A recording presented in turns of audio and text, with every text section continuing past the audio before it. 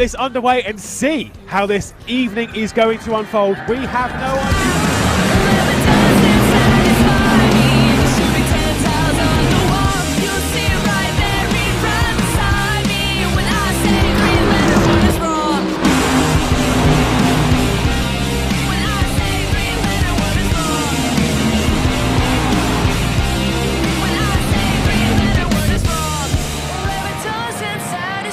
What are you doing down there, buddy?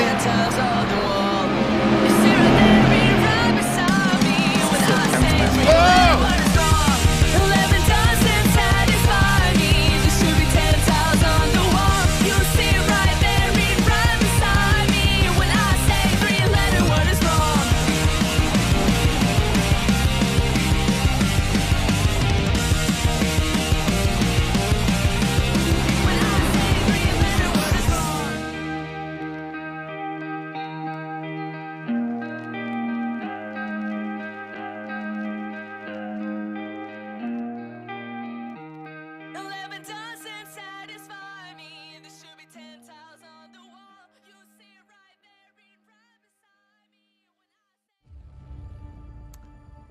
Well, I think it's safe to say we are in for an evening of entertainment as we return on RaceRoom to the World Centre of Racing. It's time for the Great American Race, but not just once. We're going to be doing it 3 times. Shorter races than what you would expect to be sent around the fantastic 2.5 mile oval, but I'm sure it's just going to be absolutely crazy, as it was 12 months ago. I'm Lewis McLeod. 12 months ago I was joined by Cameron Roger. This time they will be joined also by Zach Sweeney, as the trio of us will take you through 3 absolutely fantastic races. Cam, we're in for a bit of a treat here, I think. It was madness, absolute madness last year.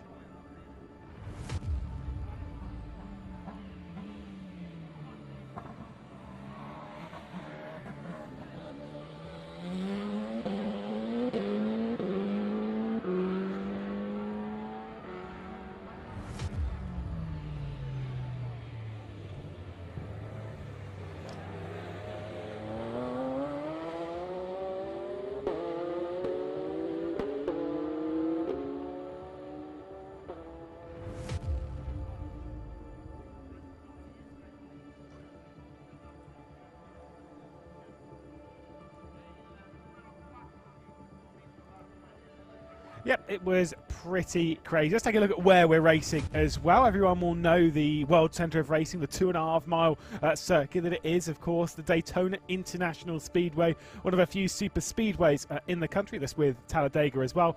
Insanely high speeds, typically, obviously, in the Cup cars. In the cars we're racing today, something very, very different. You can see in the bottom right, the race length, it will be 30 minutes. As Cam alluded to, race 2 and 3 will be a top 10 reverse. Rolling starts as expected and mandatory pit stops throughout. An absolutely mind-boggling amount of drivers pre-qualified for this, all separated down to 33 that will be taking to the racing circuit. And I don't really know, Cam, what we're in for today, other than chaos. No qualifying session. Obviously, the qualifying or the grid will be set obviously from the pre-qualifying leaderboard.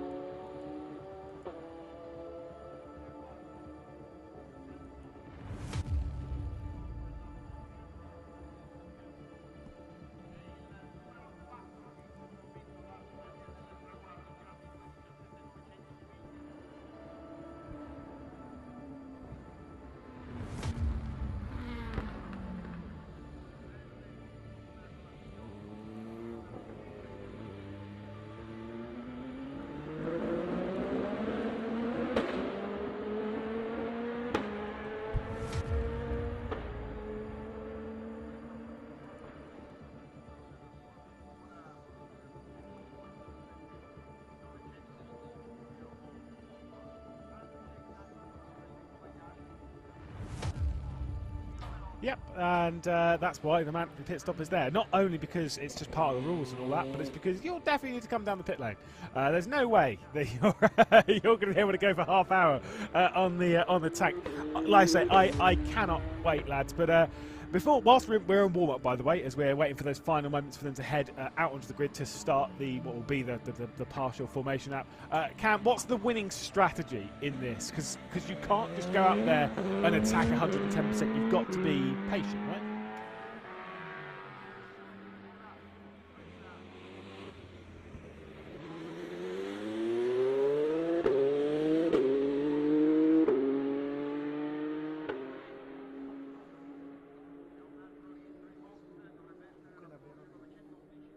And then you'll be going all the way to the back of the pack. It's one of the most frustrating things I think I can think of when it comes to sim racing and racing in general, is coming into the pit lane and speeding and then having to serve that penalty and then maybe again speeding on your way in. That is honestly, it's excruciating pain, and only empathy goes the way of anyone that falls victim to it. But yeah, it's so easy to do that. I mean, you've just done an entire lap of Daytona, you know, you're very up in the high echelon of 190-ish miles an hour as you go your way around in sort of normal stock car terms, and probably getting quite close to that actually in these Camaro GT3s as well. And then you have to slam on the brakes. And when it comes to Daytona, I mean, as Cam said, it's just a straight line coming in. It's not like, I guess, Spa or sort of the Nürburgring or anything like that, where you have a corner to sort of base your braking point off. You've just got to completely eyeball it when it comes to Daytona. Yep, we certainly do. Well, they are rolling down onto the tri-oval now, and we can potentially go and see where they all are. 34 cars taking to the grid. Roland Bozo tops the pre-qualifier coming into it. Anton Tananga alongside. Ralph Fenn, Christian Orban on the front few rows. So it's time for race one. You can see there the red and white car on the left-hand side. That is Roland, left-hand side of the grid is Roland Bozo. And as they begin the first race into Daytona Oval, going straight down, that would be Kajewski just trying to make it below the normal count on Daytona. As this race is picked up towards turn one, it is already a fair amount of chaos. They're all trying to get back into a single file formation. I don't know. Like from the offset, I get the feeling that's going to change very quickly in these cars. Yeah, with 3 wide in the background there, 3 wide in the mid-pack as well, coming down this back straightaway. You already see drivers getting in a single file formation, pushing their way up towards the front with the push of the car behind them, pushing that car ahead as well, making everyone go faster in the track. You're seeing on the leaderboards the position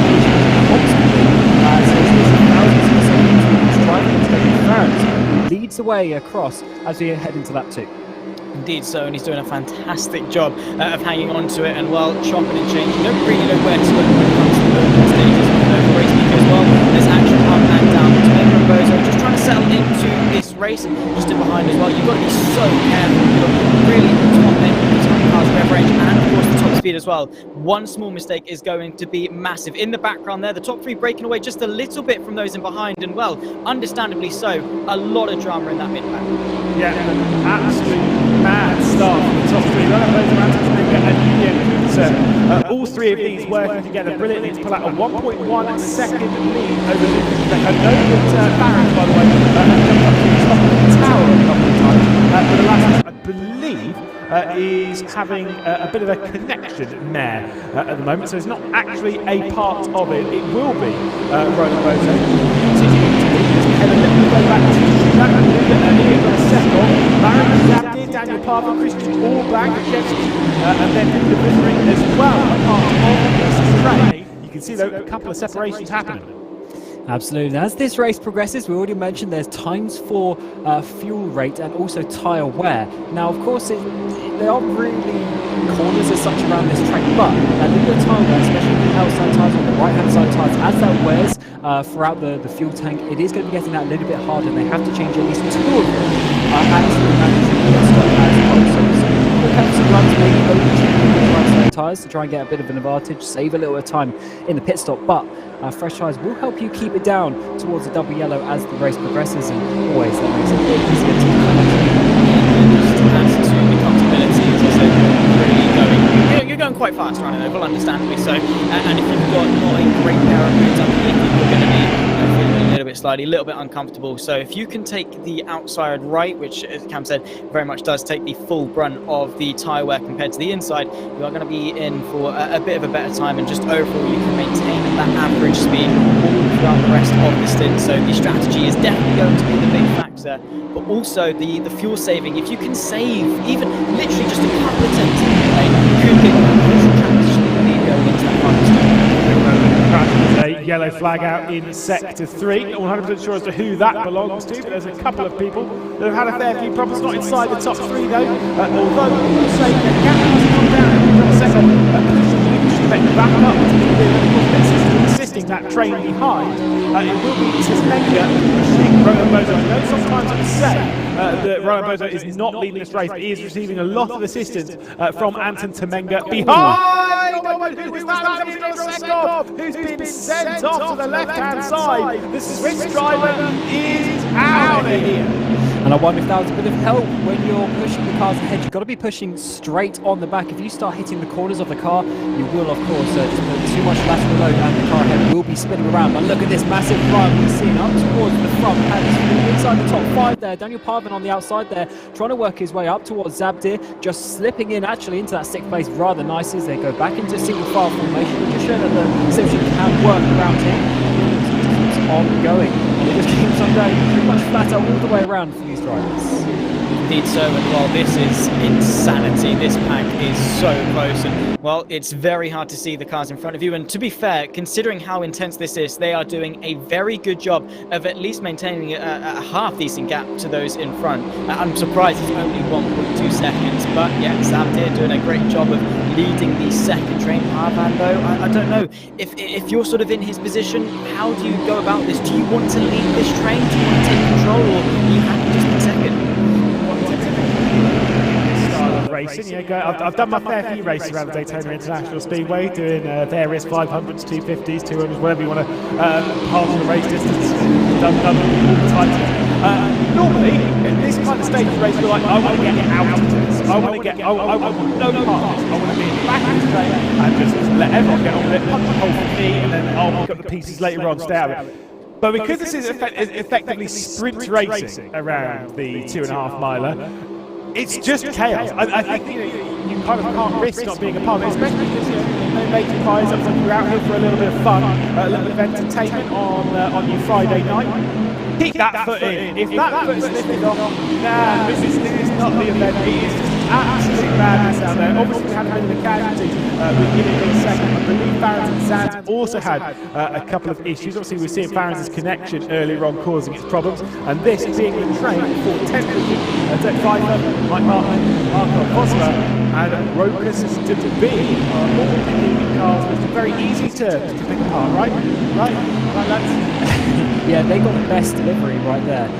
Nice. So I like that. So hopefully they could use different one next time to make it a little bit easier. Actually, you've got side by side just ahead of them as well. I think it might be a virtue maybe having some side by side action. Of course, you're going to see places sort of swap and change quite often, but you don't have to necessarily stress about it too much because you know you can come back from it. But even as a driver, it's so difficult to sit behind a car like this. You literally can't see anything, especially with the seat positions that a lot of these drivers will have their cockpit cameras set up in a way that they're literally looking at that car. They can't see much else. It's a little bit claustrophobic as such, and you get used to having cars there right in front of you, and you're literally just planted your throttle trying to follow their line. It's a very interesting sensation you can't sit from that side of things, but that is obviously how you get towards the top at an oval race. You've got to be close to the cars ahead, and we're starting to see some splintering out that pack a little bit further behind, but I think they're just not sort of doing it cleanly enough that they can catch up to the cars ahead.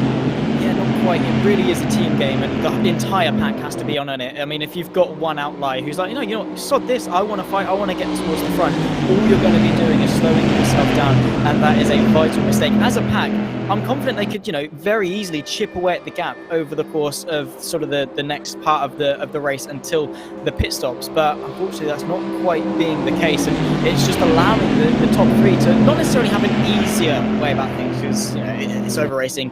It's not just turning in circles, as some might, you know, quite complacently think. It is a lot more than that. But it's an easier ride in the sense that they've only got 2 other people to worry about, as opposed to the rest of the top 10.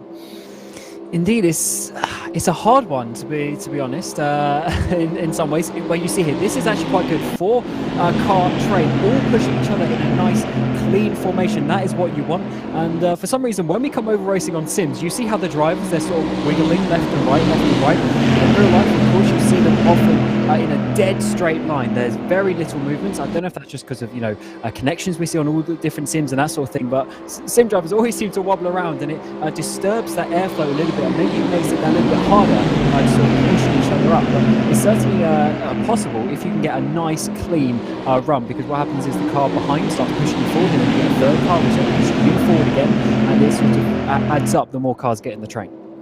It really does, and it just exaggerates the effect, but it's insane. Honestly, I don't know any other word to put it. It's almost ineffable, indescribable, in the sense that over racing is just chaos. But yeah, I mean, especially if you're sort of Schubeck or Orban, right in the middle of this train, the visibility must be, seconds, nil, pretty much. I mean, like, you must be seeing the rear end of the cars in front, and that is it. And when you've got a margin of error this slim, I mean, just look at it, riding on board with Orban right now, you can barely see, sort of anything in front of you other than cars. And as Cam said, yes, you get a little bit accustomed to it, but when anything can go wrong at a split second, as going slowly off the inside of the apron I think that was a lap car actually, but yeah, I mean, anything can go wrong at any second, and you've got zero time to react to it. You can see how the high pressure scenario is here on board with Christian Orban, Lucas Schubeck, Daniel Parvin ahead. You just don't have much vision ahead, left or right, anything. You're just sort of sat in the middle of all of it, just hoping that everyone's following the racing line, and not drifting up too much from it. It's the real risk, isn't it, Cam, when you're sat so close to the rear end of someone, the little snake in the bottom, the weaving as they come up and off the double yellow, back down to it, off of it again, back down to it. That is where the dramas happen. That is where the big crash happened.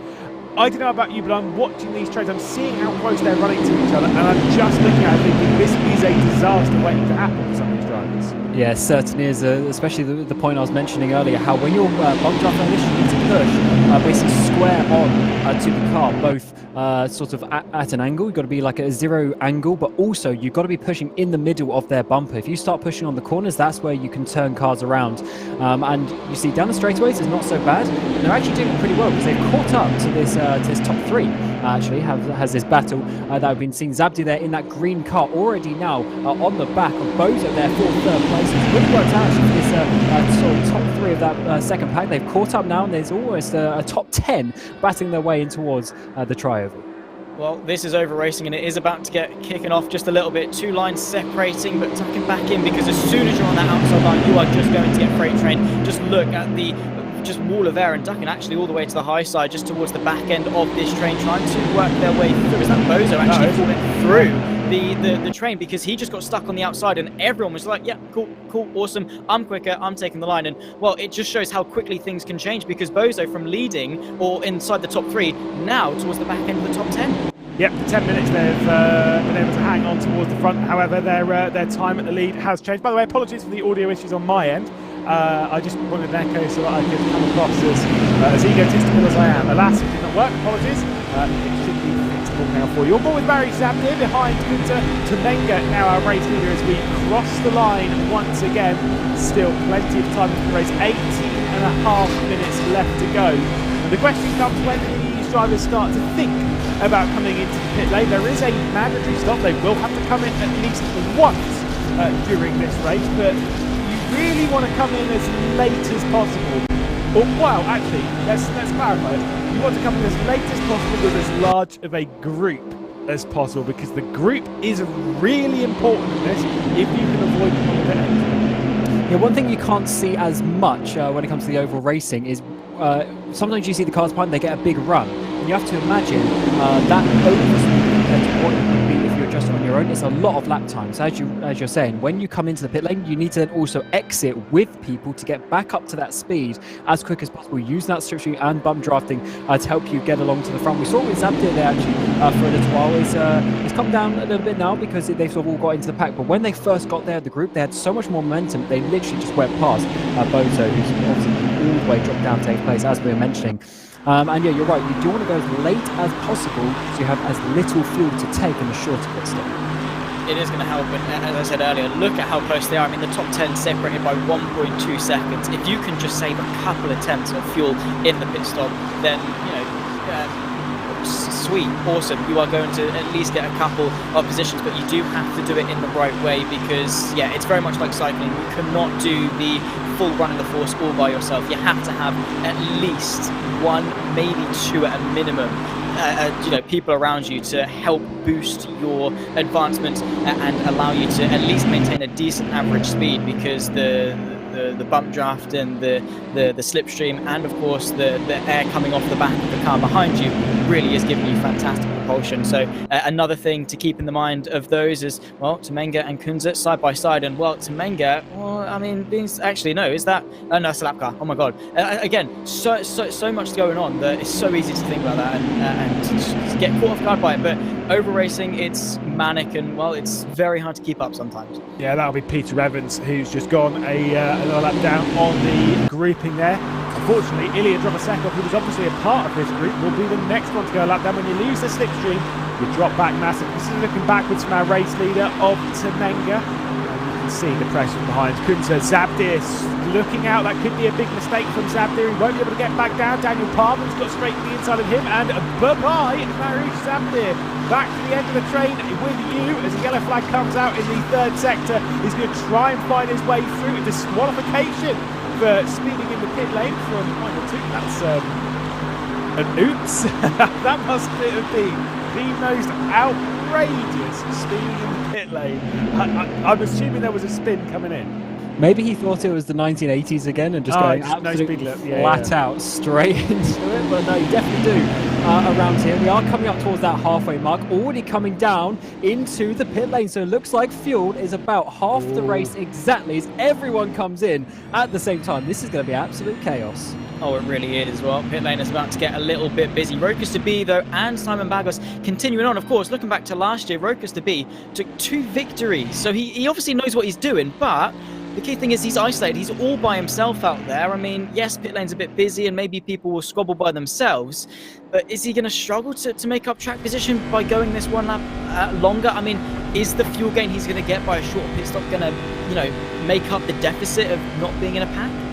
He will gain the tiniest of margins from the fuel gain, but it's more, I think it's more about just not pitting with everyone else, just getting out of it, just getting into clean air. Clearly, you know, I mean, these are quite high downforce, so you would assume that they would work quite well as a pack. They don't really bump draft very well. And so realistically, kind of getting out of it and getting into your own area might not be too bad, especially as everyone's panicking, leaving pit lane and trying to relink. Of course, Rokas de Bie comes in this time by. I'd assume Bagos and Egan also will both be in this time by. There will be no fuel worries for those three, as the entirety of the pack pitted the lap before. They should still be all right when it comes down to the fuel number.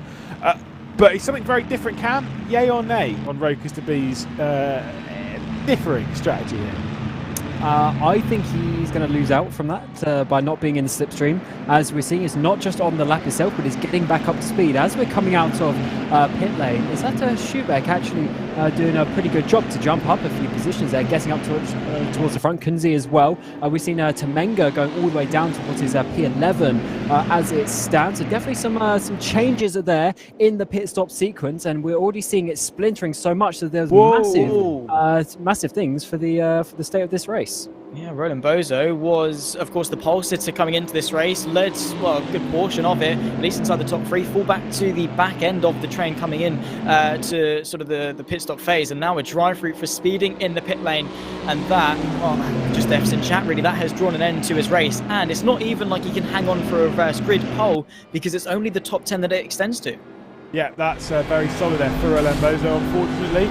Same, of course, with Mike Bartman. He'll be the other one coming back into pit lane. Rokas de Bie not jumping ahead of anyone from this group, but has left the pit lane now, past Christian Orban. Daniel Bartman will be the next one to go through. Ilya Drovosekov, the next one to have picked up a speeding in the pit lane penalty, so a drive-through back there for him.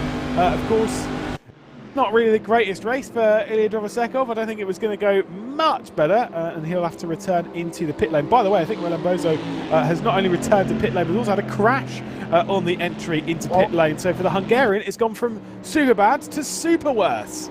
As we also have de Bie DNF, Temenga DNF, Parvan DNF as well something big, I think, has happened. A lot of drivers who are fighting towards the front now out of this race, and that just shows you how pit stop sequence in oval racing is so important, and how you get back into a clean rhythm around the race. But here are all the yellow cars as they're trying to work their way now up towards the pit entry.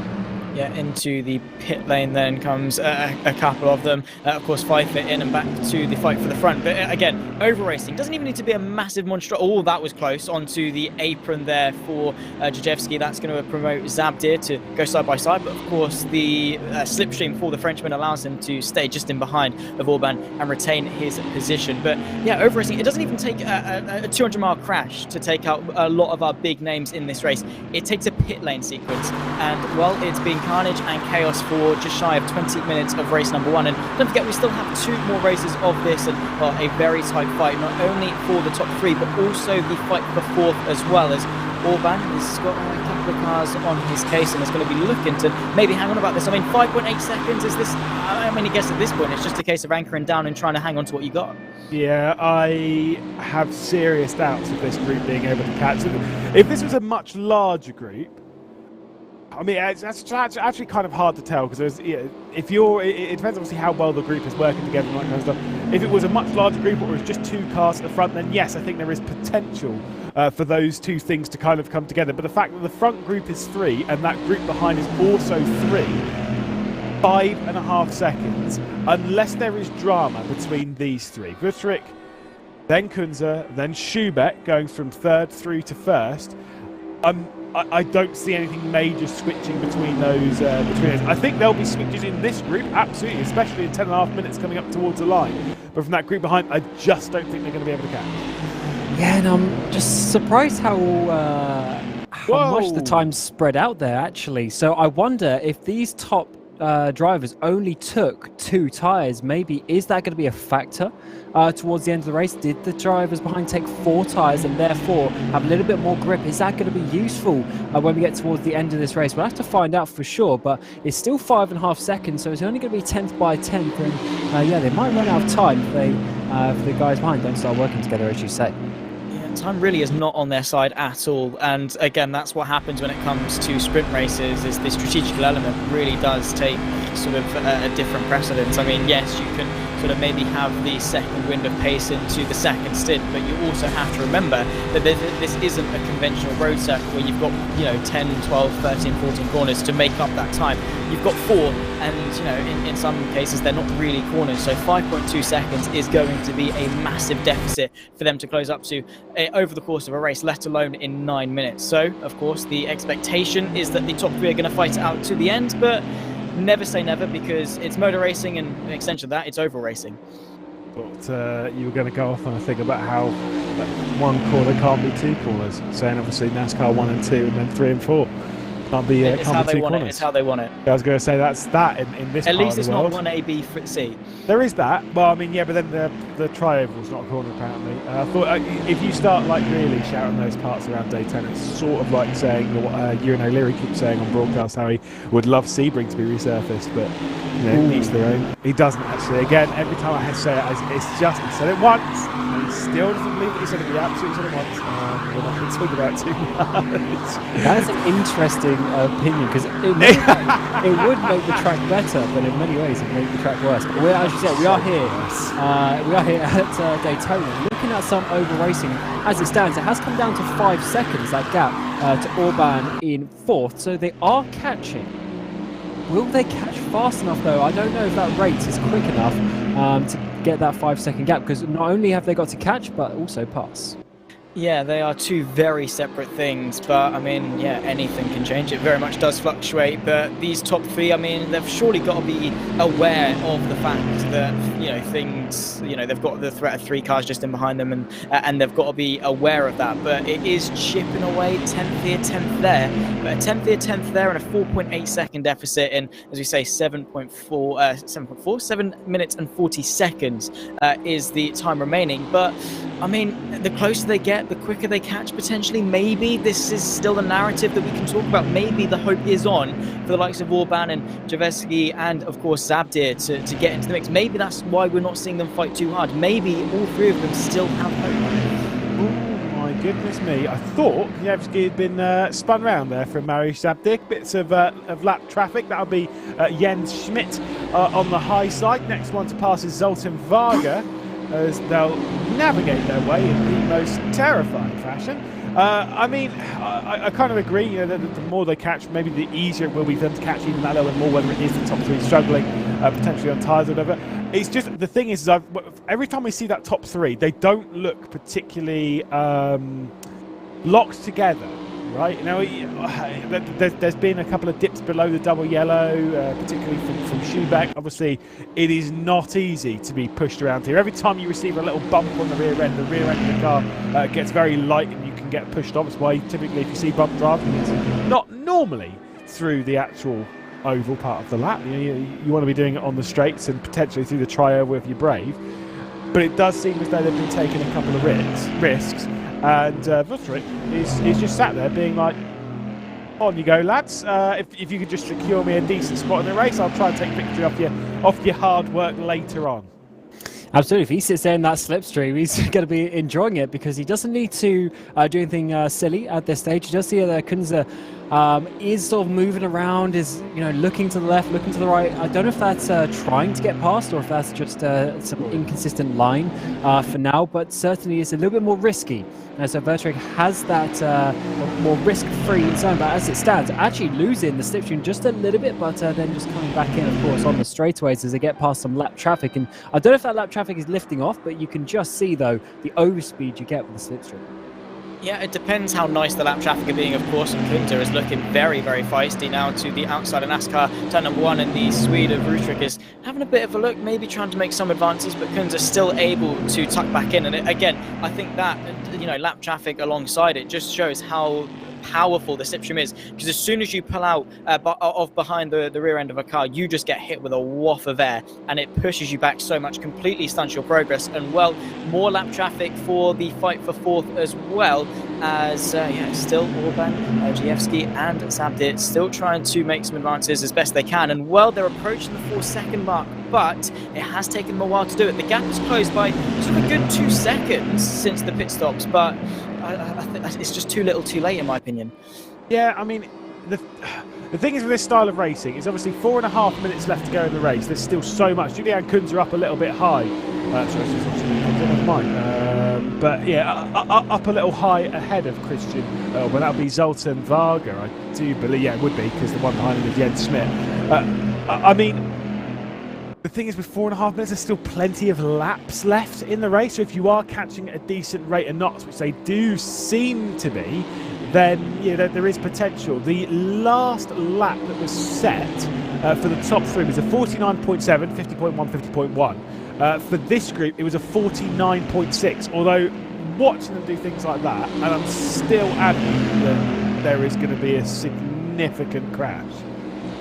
Oh, I certainly think it as well, especially when we get towards the last couple of laps. I mean, we're already quickly getting there, actually, but especially the last 2 laps, everyone is going to be going for any sort of gap. Everyone's going to be completely flat out if they're not already.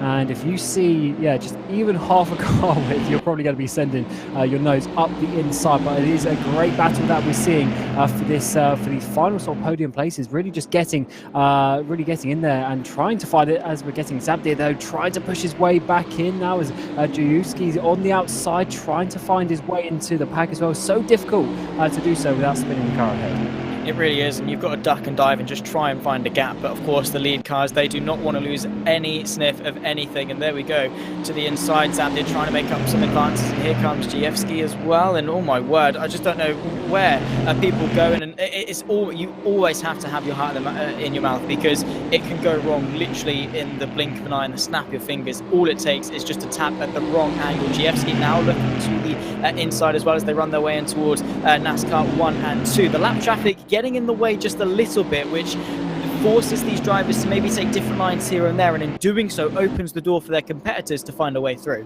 Yeah, certainly so. The move underneath, not too bad, not too risky from Kwiatkowski, but of course the next one up for him is Mariusz Zabdir for that fourth, which might be a bit harder to find the way past, especially if there's not going to be any lap traffic in the near future. Running around 49-second lap times, there is no chance this group they will be able to catch the top 3. Certainly not with 6 seconds. Now they've lost 2 over the last couple of laps.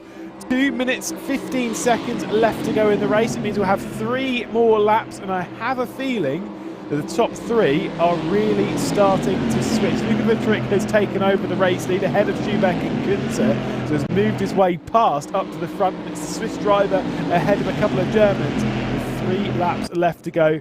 There'll be plenty more switches. This is a look at Julian Kunze. Luka Schubeck right off the rear end, and it is quite a sizable lead up to Vittrick at the moment.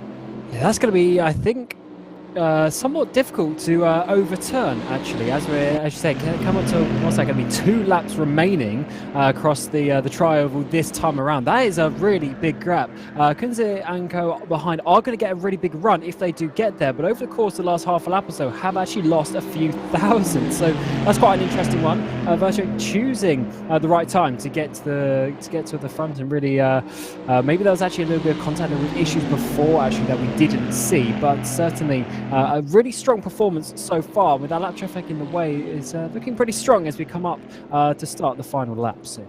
Yeah, of course, and Kunze is maybe going to try and use a bit of backwards momentum potentially to slingshot off the back of Wittrick, but the Swiss, I should say, not Swede, has been able to put himself in such a good position by just sitting idle, waiting and waiting for that prime opportunity, then pouncing on it, and now in the final moments he goes on to the final lap with 2 and a bit tenths in change back to Julian Kunze, and well, this is it, 4 more corners, less than 50 seconds left to go in race number 1.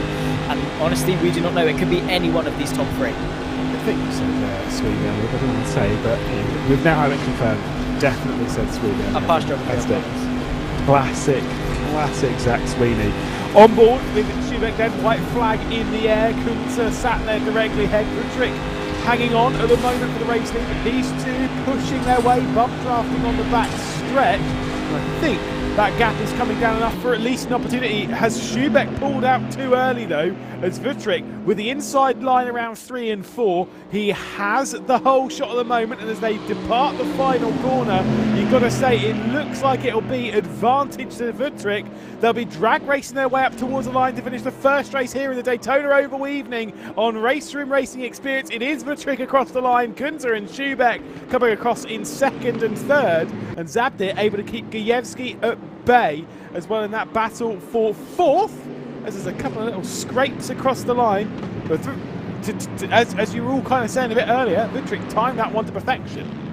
Certainly did, and as we're seeing the other drivers come across, remember, top 10 reversed for race 2, and that is going to go the way of Orban, who really dropped off in that battle for the top 5 in the latter parts, made some bad choices with the traffic management, and then I think there must have been a little bit of a small issue there for Orban to drop down to what we see is P10 at the moment, but it will be the reverse grid pole, which is always pretty nice as well. Yep, this 10 will be reversed, so Vittrick will start from 10th position, Kunze will start from 9th, Schubeck, Zabdir, Gajewski, Maisman, Bagus, Vosler, Burnett, and then Orban will all switch round, so Christian Orban will start the next race from pole position. I mean, again, super stuff. We'll see the rest of them cycle their way through, but a victory in the first race for the Swiss driver. Zach, it was clean, it was well timed, and his move was just perfectly placed. It was. I mean, we saw him, of course, a month ago actually for the Daytona 2.4, and he really impressed in that one as well. So it seems the Daytona seems to be a pretty good venue for the Swiss driver of Luka Wittrick, and well, he's just been doing such a good job in this race, and I think it'll be really interesting to see how he handles race 2 and race 3, because race 1, of course, set by the leaderboard times they had to use to qualify for the broadcast split of this event. But then, of course, the top 10 gets reversed for race 2 and 3. So his work's got to be cut out from just a little bit. And well, when you've got a driver like Orban there, who was looking pretty good in sort of amongst the front of that race, starting on pole position, I don't know, this one might be a bit more difficult for it. Well, with the first race down, a little bit of learning has happened. How much do you think, Cam, when it comes to what drivers have learnt when it comes down to timing and such, when it comes into the pit lane? Was pitting with the group the right thing? Was there potentially another little strategy call they could have played? Or do you think it's literally just go out there and not think about it too much and just attack? There's certainly an element of that. From what I saw, the pit stop was the most important there. We didn't actually see who took 2 tyres, who took 4 potentially at the stop, but it certainly seemed that you could gain a lot of time. So maybe sitting back a little bit earlier, saving some fuel potentially in that first part of the race was the way to do it, or just doing a clean pit entry. We saw a lot of drivers getting penalties, and you just can't do that in a race like this. There's literally no way of making back the time. So I definitely think the pit stop and timing that to perfection and hitting your marks is going to be the most important thing in this race too. It really is. Cleanliness above all, really. I mean, again, it's not just turning in circles. There is so much to it, and yet the pit stop sequence is such a vital factor of it. Keep your nose clean, pick your way through bit by bit, take the opportunities as they come. There is no need to be over aggressive. I mean, granted, yes, it is a 30-minute sprint race, and it's not quite 500 miles as we see sort of in the real-life events and of sorts, but you still have plenty of time. You've got 2 stints in this race, really, to make up that time. So, you know, you can chill a little bit, you can breathe, you can save some fuel, you can maybe lift and coast a little bit here, be a bit more smoother on your steering, save your tyres, and it will do you a world of favours, because you can sit in a pack quite comfortably and still save quite a bit of fuel, quite a bit of tyres as well here and there. So, you know, if you can just keep it clean and be sort of a dark horse like we saw with Vutric, actually, really, in race number 1. If you can just stay there and wait for your moment, you are actually probably going to be better off than some of those that go out guns a-blazing. Yeah, potentially so. There were obviously a few drivers that had a disappointing opening race to the evening. Ilya Drosekov obviously having a drive-through, having a bit of an incident earlier on in the race. Roland Bozo, who started from pole position, dropping down towards the rear of the field, having a retirement from the race. Rokas to be also in that kind of trend. There's a lot of drivers that had that very disappointing first race that want to come back immediately. And the thing is with them, there's a couple of things that they can do in this race to get involved with it again, whether it is moving their way up through to the front of the field, fair enough, that would all be great, or just getting inside the top 10. Race 2 is about to start, and Cam is going to take us through the start. Absolutely. It's seemingly a pretty late start around here, out towards the tri-oval, very slow, and that means, of course, the getaway is very important. It's going to be Orban leading the way, as we mentioned. Of course, the reverse grid is very important around here. Orban dropping down, but it gave him the reverse grid, and as we come up towards the start-finish line, race 2 of the Daytona Oval race evening is going to be underway, as we're coming now already up towards turn 1. We've seen some moves in the background already, going 3 wide up towards turn number 1. That's how they're on the outside, making some brilliant moves. They're already side by side a bit further back, and this could be an opportunity for some drivers to make up some positions. Gievsky was not waiting around at 3 wide, just in the background, trying to find any gap they possibly can. Oh my word, how all of these people still running, pointing the right way. A lot of carnage in the background of the field as well, but Orban leads Gievsky and Burnett. Gievsky, the Frenchman, really is taking this race by storm. A fantastic start, up now to second, putting some pressure on Orban for the race lead. But, well, that top 10 separated by absolutely nothing as we end off round, the first round, of course, of this 30-minute race here at Daytona. And a couple of wall bangs, actually, that is going to tarnish their momentum, and Schubeck might be the one to capitalise. Yeah, they were doing a bit of bump drafting on the race start between Schubeck and Kunze. Of course they were, but Kajewski is trying to take over the race lead from Christian Orban. Mariusz Zabdir in the green and orange car going to the high side. Absolute madness, a bit of bump drafting there. That was Schubeck into the rear end of Christian Orban, and it could mean that the low line is about to go pretty fast. Mariusz Zabdir dropping into it and leaving out, hanging on the high side. I think that might be Michael Burnett, and certainly Kajewski. Oh, that's going to come back on the track and take out potentially a couple of other drivers. Gievsky there with a massive shunt there on the front of the car, but he seems to be going, and it was a car a little bit further down who was unfortunately spinning from that one. So I think that was only a one-car spin in the end, or maybe not, coming from turn 3 and 4. Cars all over the road in the air. There's been some big crashes there, but we continue racing up towards the front, of course, and that is going to be a few drivers like Bartman Bozo already out of this race. Get a slow-mo of that. Oh my word. Daytona, starting their own space program in terms of this race. That was, I love how we go the entirety of race 1 with nothing of that, and well, 2 minutes into race 2 and bam, everything kicks off. I mean, yes, it's always a short fuse, and all it takes is a small spark to ignite everything when it comes to over racing, but I wasn't actually expecting that much. But Schubeck leaves from Kunze and Zabdir, your top 3, and well, I don't really, can you even call that a chaotic start? Does it do it justice? No, it's certainly doesn't. People were asking for a big one, and there it certainly was. That's the second consecutive broadcast that I've done on RaceRoom where a space program has been launched. WTCR Esports obviously had Leandro Vela making his mission to Mars on the race start in the second race. Off he went. It was absolutely crazy. That was pretty high up there as well. It is the same top two though as we had in the previous race with Schubek and Kunze. They were running up there for a fair while, didn't take top honours. The covering off there from Kunze of Mary Sabdir, that's going to be a bit naughty. You can't jump over the nose there of the green and orange car. You literally can't miss it, Cam.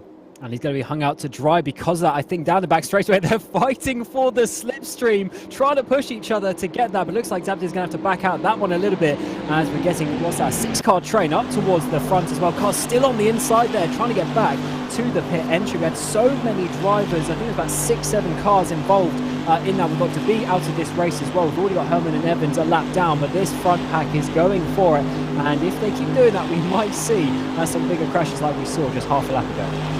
It does not take much, and well, when you've got Schubek and Kunze running, well, millimetres apart, and well, pretty much the entirety of the top 9, I believe, running this close, as Kunze pulls out to the right-hand side, Zabdir not really knowing where to go, up, down, left, right, which is the best way to go, and well, single file seems to be the line of choice, but all it takes is dipping a couple of wheels onto the inside apron and around you go. And well, you're not only responsible for your race, you've got the countless other cars behind you who will very quickly collect you in a very chaotic turn of events if you let it happen. But as it stands, Schubek is doing well of controlling the pace. He's not being too phased as well. More cars off, and already 3 DNFs in this race.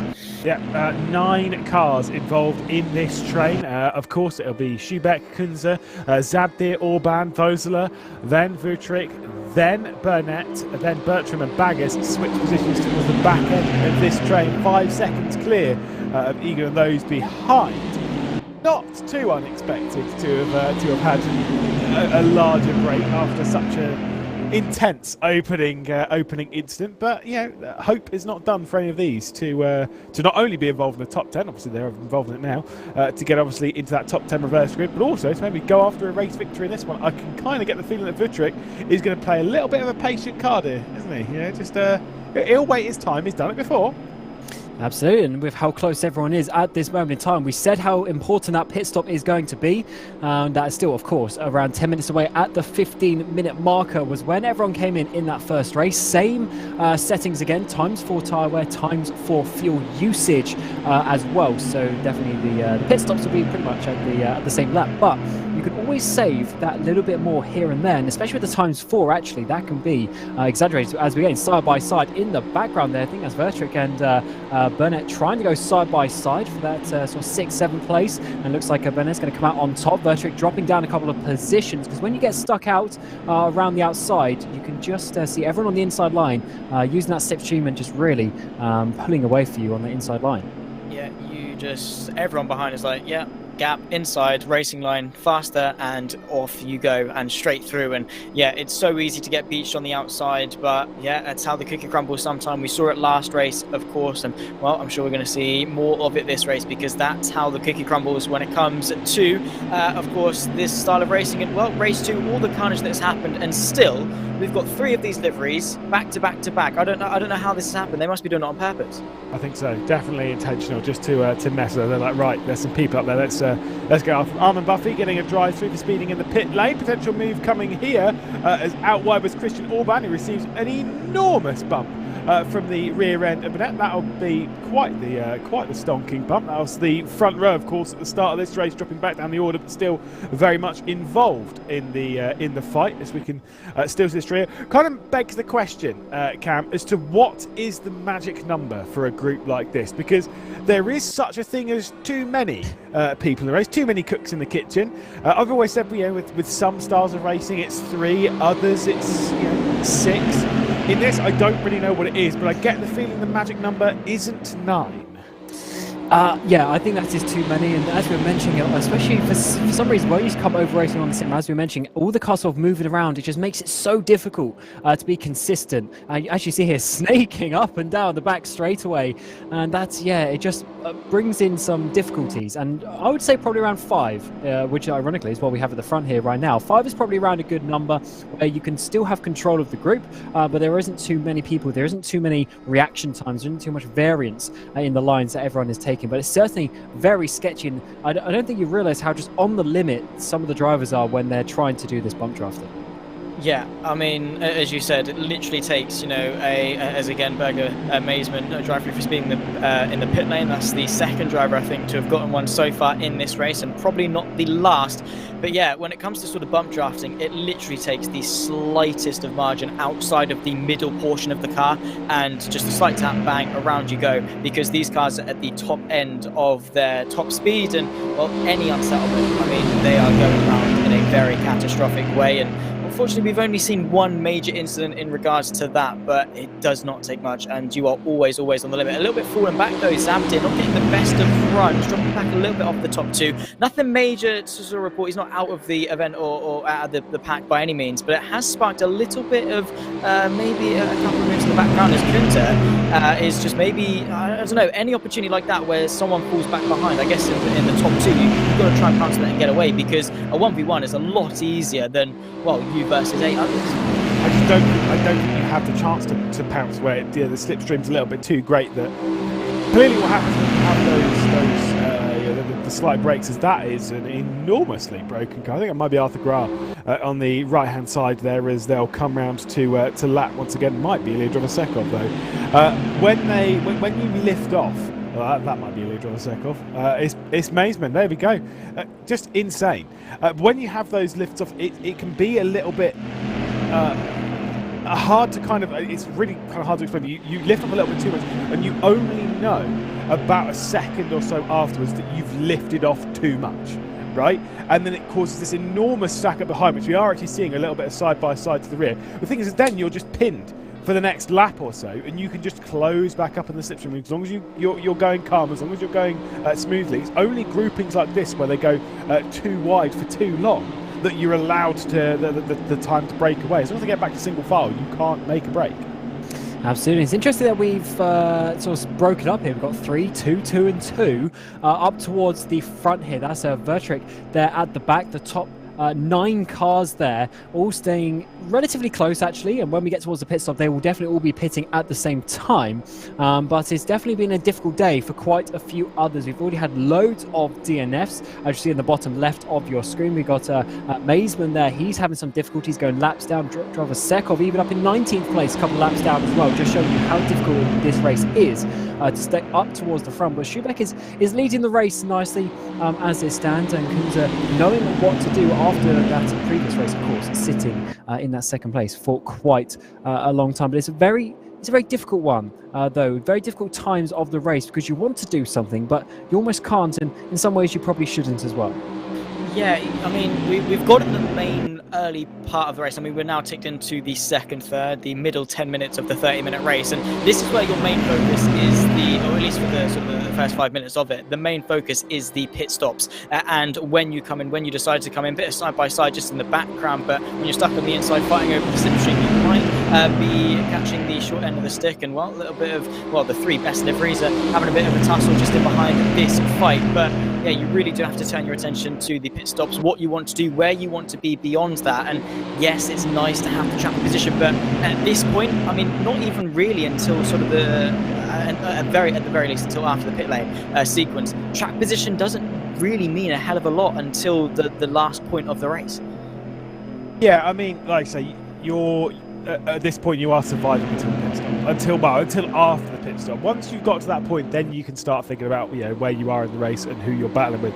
Because I'll tell you now, the 9 cars that you have in the 1.6 seconds that separates them for the race lead, oh, that was a little bit scary, as I think that might have been Vosler getting to the inside of Christian Orban and nearly causing an enormous crash, as Orban will drop further back down, drop into 6th position back into the train. The 9 cars that we have here, I would almost almost guarantee not all 9 of them will be involved in the fight for the race win coming to the checkered flag. I just don't see it. Certainly not with how the pit stops will work. Maybe there'll be a risk on strategy again when it comes to taking 2 tyres, and less people will do it. Some will take 4, whatever. Maybe there's that. Maybe there's just not nailing the pit lane sequence. A couple of people will probably speed in pit lane. All those kinds of dramas, wacky shenanigans. Those are things that might break this group apart. I've got to say, this group is standing far off the back of this train as well. Yeah, we saw that a little bit early, just going backwards, and then not being able to stay there. These is that 7 cars now. The top 7 are very close together. Baggis as well, losing that sort of track position. And once you get out of the big slipstream range, you see how everyone just falls back. Look at 10th place. We've got Axon there in 10th place, 15 seconds back. And we're only 13 minutes into the race. That's almost a second per minute on a flat-out oval, just showing you how important that slipstream is and how important it is to get towards the front. But it does sort of splinter up very easily. Oh, there's some contact. Whoa! Big flip in the background.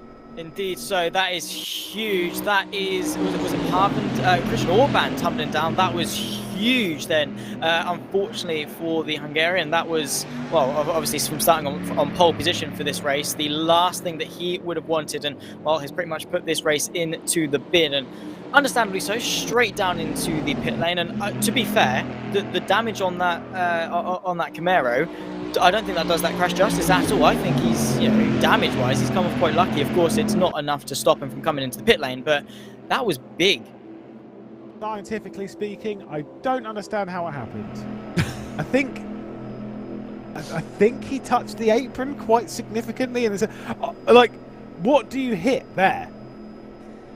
I think maybe some aero as well, as soon as the car lifts up a bit, but for sure, I mean, you don't really realise it. We haven't actually really mentioned it, but it's like 31 degrees of banking around this track. Yeah. There's a lot. So that jump from the banking to the what we call the apron, the left-hand side, the inside of the double yellow, it's a really big jump because it's obviously a 31-degree angle.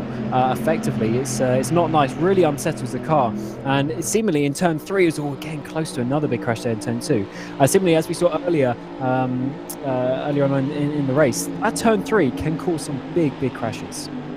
It really can. I mean, the entire circuit can cause some big crashes, but yeah, as you dip back down and level the car out just once more, it really does unsettle it as well. Vossler is teetering on the edge of disaster, trying to look to the inside of Kunze, and yeah, it was very close, flirting with catastrophe as he dipped a couple of wheels onto the apron, but once again, very close into the pit lane. And there that's what it can cause, a huge crash. Kunze, Schubeck, I think, round, and well, yeah, I don't really know. How do you must be Spider-Man to be able to react to that, but yeah, busy pit lane, I think, understandably so. I'm just going to check this out a little bit, because someone is going to get thrown under the bus in a second once I've seen it appear on the YouTube replay, because someone was braking on the racing line, which is a total no-no. I think it was Schubeck. It must have been. Schubeck and Kunze. Why wouldn't you go below the double yellow and then start braking? That is baffling to me. Absolutely baffling. Either way, loads of them have come into the pit lane with various damaged cars, and what there is, Christian Orban still broken Camaro back out onto the racing line. I mean, I know you've just typed it in the chat. I'm just going to say it on stream. That was a very Muppet thing to do, to brake on the racing line. I don't understand. The only thing I can assume is that they obviously knew that everyone was coming in at the same time. But even then, yeah, as you're saying, that is a very dangerous thing to do. And our list of DNFs has got even bigger. I'm not even going to read them off because that's such a long list. But as you say, Schubeck and Kunze add to the list as we're seeing all the drivers now coming out of the pit lane. Who's going to lead? Is that Vossler maybe leading his way? No, he's actually only just getting in. There's going to be Zabdir leading the way out of everyone who has taken that pit stop, and actually by a couple of seconds really from Bernard and Baggis as well, who's jumped out quite a bit with Vertrick in behind as he was just before the pit stop. So massive changes, and all of a sudden the green machine is going to be leading the way quite nicely, but needs a friend for the slipstream. He does indeed, but the margin is definitely doing himself a couple of favours. I mean, a big divider in terms of that crash, and well, Lewis was very like to laugh. It was quite laughable, to be fair, but Yeah, I mean, I don't really know. I think we've spoken all we need to about it. But yeah, Zabdir doing a fantastic job, and well, we'll take the reins at the front coming into the final 13 minutes of race number 2. And well, we were talking about keeping your nose clean, and well, that's a prime opportunity as to why it's important to do so, because well, Zabdir has been able to make up some really crucial ground because of it. Yeah, and 1.4 seconds clear, and still Vutric has come through to take third position. And so, when it comes to overall honours throughout the day, constantly being up there, well, two of his main rivals in that being Schubach and Kunze have both received pretty significant damage to their chances in that, i.e. being retired from the race, and we start the next one from no better than 21st or 22nd. Really, or certainly it won't get any worse. Everyone else is retired behind them. But yeah, not exactly what we wanted to see. The battle for the race win certainly isn't done though, because I get the feeling that Burnett is going to get pushed fairly significantly from the Swiss driver up to the back of Mariusz Zabdir, and we might well have a three-way tussle. Just unfortunately, the Baggett is a little bit too far off the rear end of it. I don't think we'll get involved, but still fourth place. Yeah, Baggett's definitely lost the way there, unfortunately, with the slipstream. They're already catching him. They are absolutely freight training Zabdir up towards the front. It was a second, pretty much, at the start-finish line. Just look at how much the slipstream and the bump drafting works. We're going to get Burnett up towards the inside there to take the race lead, but a contact as they go through. Zabdir down to second, just showing the difference there between slipstream and no slipstream. Yeah, wow, that was insane. It almost looked like a skyline at Bathurst with the way that Burnett just completely drove past Zabdir there. That was, well, it didn't phase him. He just put his foot down as if he wasn't even there, and now gets himself up into the race lead. And well, the work is cut out for those in behind. It's, well, Wutrick, I think he was actually probably asking for a little bit more gained out of that turn of events, but let's not forget that it was at this point in the race that he was in this exact position, two different people in front of him, of course. But coming into the final third, and Vutric in third, that's a dangerous prospect. Yeah, I mean, like I say, I think we'll probably just sit there in third. We didn't actually see how he took over the race, whether it was through contact between the top two or whatever. But remember that he was sat in this position at this point in the previous race behind two people that were bump drafting, and still took over the race lead, had a half a second advantage.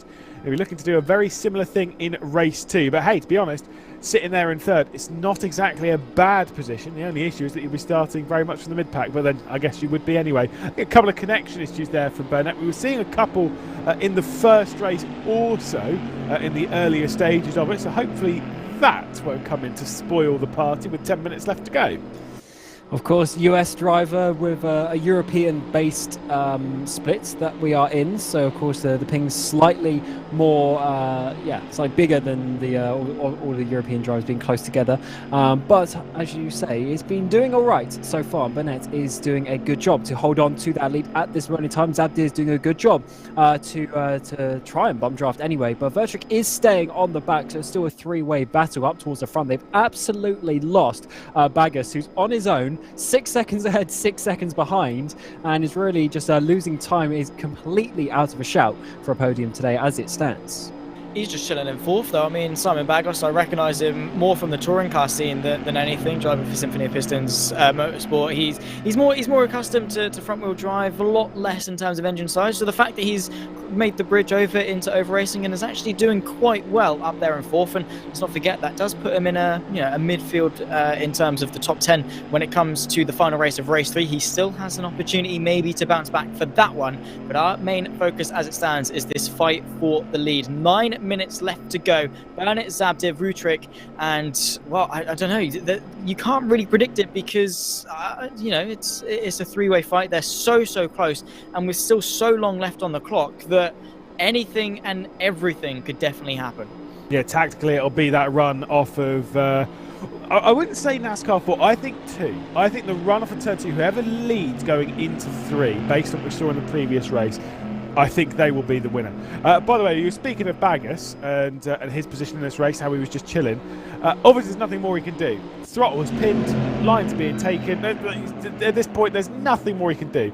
is being caught by this three. The trio in 5th, 6th and 7th. Bertrand Vosler and Daniel Parvin, the Romanian, just sat off the rear end of this as they'll be charging their way up. That white and purple car ahead is not Baggis. I believe that might be Shavik Dog or potentially Alan Axon. A little bit further ahead of that in a black and yellow car, that will be Simon Baggis. So this is not for position, it's just a little bit of track, just a bit of lap traffic going to the high side. As you can see, Dog getting lapped there and probably drop into the slipstream. But Baggis is certainly not safe, and you can see that gap's come down 1.5 seconds is all it is now. It's insane, the difference when you're working together versus being on your own, but that is just how powerful aerodynamics is, and that's why you've got to find yourself some teammates. That is the best way of doing it, is being in a bit of a pack, and hopefully they can, for these guys' sake at least, try and work their way up. But Baggis is going to be really struggling to hold on to that one. Vosler was looking really good a bit earlier, but a bit of damage now might be hindering that a little bit. Though back to the front, Burnett still holding away. Zabda, though, goes towards the outside, but once again pulls in. 7 minutes to go, top three still just 2/10 apart. Yeah, and well, I'm sure it's going to remain the way, but two fights to pay our attention to: a three-way fight for first and a three-way fight for fourth. I do very highly doubt the fact that actually no, it's a four-way fight for the fourth. We've got Baggis, Parvin, Vosler, and Bertram all in that small little train there, just in behind, 9.3 seconds back off the leaders, and I'm sure it is going to remain a fairly sizable distance back because yeah, just over 6.5 minutes left to go. They're not going to close 9 seconds, and well, here we go, a fight for 8th as well. There's battles up and down, and well, quite some sizable trains here. This fight for 8th. There they are, as we'll see the little bits of bump drafting once more. It does seem to be quite a large, what was it, 5 cars involved in this? Fuller, Schmidt, then we've got Zant, who obviously had issues very early on in the previous race, Egan and Axon. Of course, this is important for a couple of reasons, isn't it, Cam? It's not just about positions in this race, it's about that top 10 reverse, which will be dealt with in 6 minutes 10 seconds, plus a little bit extra as they all run round to the line for the third and final race. That will turn your focus of attention, wouldn't it? It certainly does, although I think it's slightly less important than what some drivers would think from what we saw. From what we saw in the first even 10 laps, we saw drivers lower down, already getting up back towards the lead. So it's certainly not the most important thing, but it's definitely a bit of bragging rights if you can start on pole position, of course, especially in a race like this. Inside the final 6 minutes now, as we're seeing the Baggis already drop way down behind. Parvin has come up past Baggis as well as Bertram and Vosler try and work their way up towards the top 3. But as we saw the last time, getting a gap like that is never really going to come down too easy.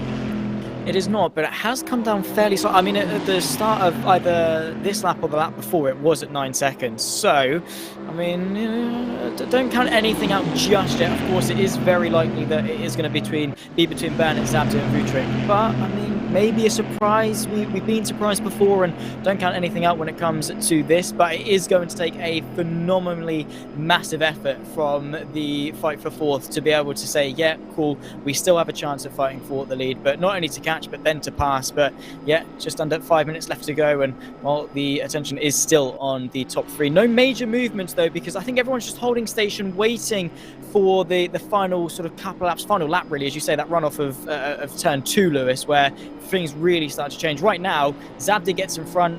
He's not gaining anything by doing it. No, like I say, it's the timing of the move that's more important here. It's not the fact that the move is impossible, because it certainly isn't. These moves are very possible. Just need to make sure that you're doing that move at the right time. You're not putting yourself on the back foot as the door has been opened, and this is it for the trick to come through. There is one position ticked off. Is it going to be the second as well? I think Cammy's going for it. Certainly is up the inside, side by side, bit of contact between them. He's going to lose some momentum from that. Parvin now try to push Burnett up, and they do that. Vutric losing that momentum in the end. He went for it. Was that too early though? Already 4 minutes to go, and just now losing some tenths off the back of the top 2. Definitely the opportunity opened up. I don't know if that was the right time to go for it though. I don't think so. I think it was going to be tricky no matter what, but good effort, and he's still there in third place, still ready to pounce, and well, is definitely saying that, hey guys, no, I'm here, I'm ready to pounce if you give me that opportunity. But he got off lucky. That very easily could have ended in disaster. 3.5 minutes left to go. Bernat, Zabdir, Vutric still fighting it out, and well, definitely you can tell that Vutric isn't going to stay passive anymore as he has been, and well, pulling out to the right hand side is not going to make any advances though, because Zabdir nicely tucked in behind Bernat, and well, that is yeah, just not going to allow the Swiss driver through. But yeah, he's switched on now, Vutric. He's gunning for that race lead. Yeah, if Zabdir is very unselfish in this scenario, then it is generally pretty impossible for Vutric to actually come through to take over the race lead. But he has to be selfless. And of course, you're not going to be on a race like this, as Mariusz Zabdir is going to go for the race lead, potentially with a little bit of assistance from Vutric behind. Crosses the line, bit of a squeeze as well, as that will be Bernat moving from the lead to third. So easily done if you work in a duo against a singular car. So when it's a three-way battle like this, if you find yourself a friend, you might actually be able to get yourself ahead, as they did there. Zabdir now leading. I still think this might be too soon to go towards the front. We'll see. Bernat is going to get the slipstream now and get a bit of a run coming back towards the two, of course, if as long as he can stay in there, which I think he just about can, as Vutric sits behind once again, coming through turns 3 and 4. 2.5 minutes to go in this race, getting very close to the end of this second race, of course. Zabdir and Vutric, they're up the front in that first race as well, so definitely looking good to win the evening overall as such. Across the line now, still remaining 2 at the front. It is indeed, and maybe a little breakaway from Bernat in behind. If they can get away, it might do Zabdir a couple of favours, but yeah, the slipstream just far too strong. Unless Bernat like breaks on the racing line or something like that, it's going to be very difficult to get rid of him. But Zabdir, yeah, the pressure is on. It's going to be very, very difficult. Same to this fight for fourth. Bertram got Vossler and Daniel Parvin just in behind as well. So 2 three-way fights to keep our eyes on. Of course, the reverse grid format for race 3 as well is another thing to take into account. And well, we're coming very well and truly into the final stages, and well, here we go, here it is, and a couple of lap traffic still getting in the way, nothing major to interfere. And I think lap traffic's been pretty good. It's not interfered with many things today. They've gotten out of the way, everything's been able to go through quite smoothly, which it's a good thing. I mean, it should be quite easy to get out of the way. You've got plenty of room to move to on the high side, and they've been fairly well at doing it. Obviously, no mighty stuff between them. Thinking, no, I am just going to hold on a double yellow, and you have to go around. Which even then, if they did that, it wouldn't be too much of a problem either way. Penultimate lap of the race. Zabdir, Vutric, and Bernat running 1, 2, and 3. No one else able to get involved, but I've got to say the gap behind Bertram, Vossler, and Parvin has come down enormously. Just 2.6 seconds. Was this just going to be a little bit too little, too late? Surely. Yeah, I think so. As you've seen, if you work in a close 3, you can make up some time. And these top 3 have been battling, so things have moved along very quickly. We're coming up towards the final lap of the race. 30 seconds to go at the line, and it is certainly looking very close, but we still don't know who's going to win. We do not indeed. Zabdir, Vutric, Bernat, all of them could come out on top. And if anything happens between these 3, Bertram, Vossler and Parvin ready to pick up the pieces, but they go through NASCAR turn number 1, 3 more corners across the triangle left to go. It's coming down all the way to the wireless. Certainly is, as we'll see them come through. Yellow flag out. I think there's some drama towards the back end of the top 10. I don't think it's going to be quite as calm of a finish as what we saw in the previous race, where it was pretty easy on the run out of 3. These 3 look like they're ready for a fight. Timer hits 0. Zabdir leading the way through 3 and 4, but of course the slipstream towards the line. Bernat actually starting to get a run with Vutric up towards the turn 4 as well. Vutric now, he's getting the push. He's getting pushed left or right. He needs to choose. Zabdir holds it towards the inside. As we come through the tri-oval, he will win the second race. Vutric just holds on to second place with Bernat in third. With Bertram coming across the line in 4th, just about, with Vossler and Parvin behind. And a little bit further back, Baggis just really dropped off, with Fowler here in 8th place, coming across the line for a pretty decent finish, but certainly the field spread out quite a bit during this race. It did indeed. It was a very wide field spread, of course, helped by the fact that we had a number of incidents throughout that race, but a very good one indeed, chaotic, and well, that's just salt in the wound for Arthur Grant, drive-through for speeding in the pit lane right towards the back end of the race. But yeah, bit of an unfortunate one, as it has been for, well, just take a look at the DNF list. What was that, 11 cars not being able to make it to the end, pretty much a third of the field. It was a chaotic race, but a good race indeed. 3-way fight for the lead, a very, very close one at that, and well, I'm looking forward to race 3. David Vlasakov, not really sure where he was going in all of that. Of course, finishing quite a few laps down. Again, it's the same as what we saw after race 1. As it is after race 2, there's a lot of drivers out there that will be sat there thinking what could have been in this race and what should be in race 3. I'm sure the half hour that we'll have in that will be breathless action once again. It'll be the same kind of race. The top 10 will get reversed. There'll be forced pit stops, half-hour race, all that kind of drama. And I am absolutely sure after this race, from what we've seen, that we're definitely due a very, very, very, very big one. We'll find out. We did see cars flipping, of course. It's not the easiest place to race around here, especially as we saw. As soon as you come off that little sort of kink of the apron, it's certainly very big. Here's your result, though, for race 2. Zabdir taking that race victory, but of course a very close finish with Vertrick and Burnett rounding out your podium. Bertram and Vosler for the top 5, Parvin, Baggis and Fall as well for your top 8, with Egan and Zans. They will be the reverse grid front row as well, and that is certainly an interesting one for those two. They haven't quite been in that top fight so far, but at least they've got the opportunity to do so in race 3. Yeah, for sure. And the reverse grid format opens up anything when it comes to this, and race 3, this is it. We're 2 races down, only 1 to go, and the action that we have seen, it comes down to this, and honestly, you can't call it. I mean, yes, Vutric has been very consistent with a win and a 2nd place, but apart from that, I mean, it's just been carnage, chaos, incredibly unpredictable, and I guess that's why we love it. I think so. I mean, it's what we loved this event last year. Certainly came down as a fan favourite, or even as a community favourite to try these kinds of things. It is something so mad, so bizarre, so different to take what is effectively GT3 cars with massive old school engines around some of this. It's not a cup car. It's not something that you typically see taking to the high banks, but it's something that just, I mean, I don't know if it works. I don't know if works is the right word to put to it, but it is damn entertaining. We'll give it that. Yeah, it's a weird combination, but it's something different, which is what we like. Often you see so many races. It's a certain GT3 car on a certain track, or it's a certain endurance race. But doing something that's completely different, you don't really see, is obviously using the idea of a simulation to its full purpose, where you can just literally make up anything on the spot and come have a fun evening of races. And as you say, no real prize as such for this, but it's definitely bringing out a lot of drivers. As we said earlier, over 2,000 drivers entering the leaderboard for this competition.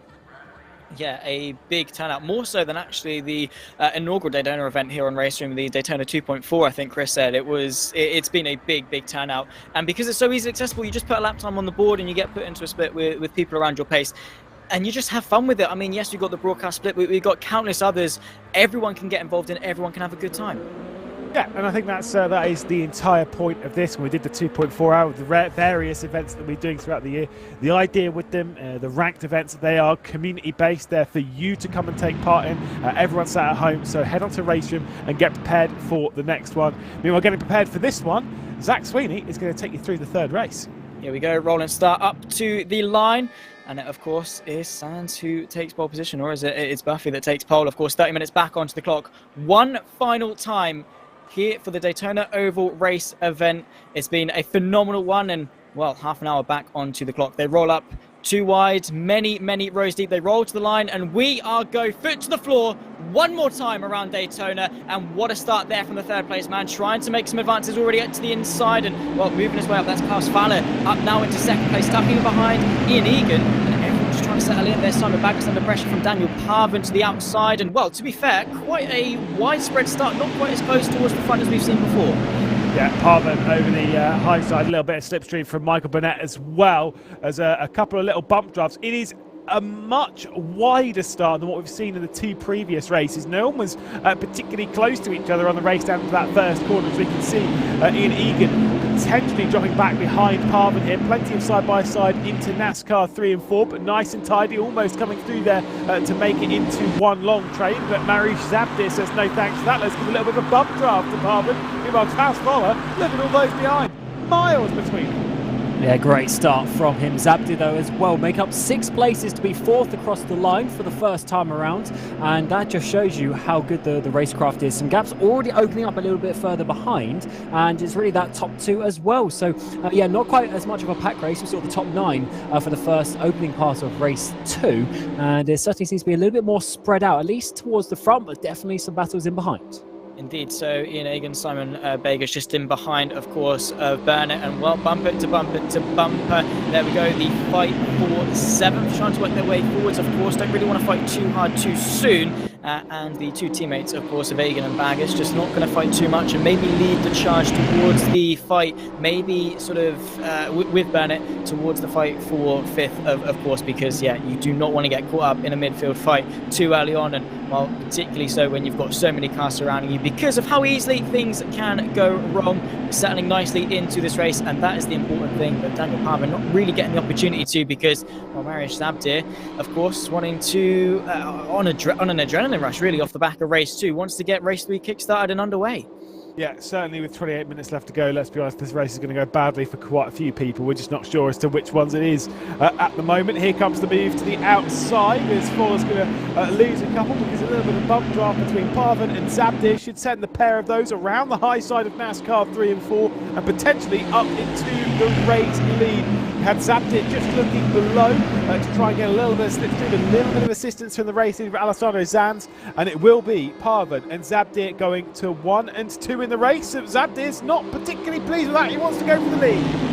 He certainly does, as we're getting too wide. They're almost coming in towards turn 1, but Zabdir to the front already after starting from P10. Great start from him, and Feller there in 3rd place, led across the line last time and was almost in 5th place this time, just showing you how quickly things can change. We've got a 4-pack coming in behind, 5-pack up towards the front, and then of course I think it's a little 3-pack behind them as well. So we're starting to break up into these little groups as the slipstream is really working its magic, and of course we have to work our way up towards that first pit stop. So how aggressive do these drivers want to go, because they've learnt everything by now. They've had an hour of racing so far this evening. What can they learn from that and use into this race and try and get themselves up towards the front? Well, we're seeing the absolute best of these drivers, and of course definitely those that have had a string of good results, maybe those that haven't boasted the best in terms of results, maybe had a couple of crashes, couple of mistakes here and there, might not be feeling the best coming into race 3, but definitely those that are still there, still switched on. They've got that experience, they know what it's like, they know their opponents, and they're coming into race 3 swinging, particularly Mariusz Zabdir, who from, as Cam said, from 10th place on the field all the way up now into the lead in the opening 5 laps of this race. And as impressive as that is, Lewis, I mean, arguably it's not necessarily the best position for him to be in.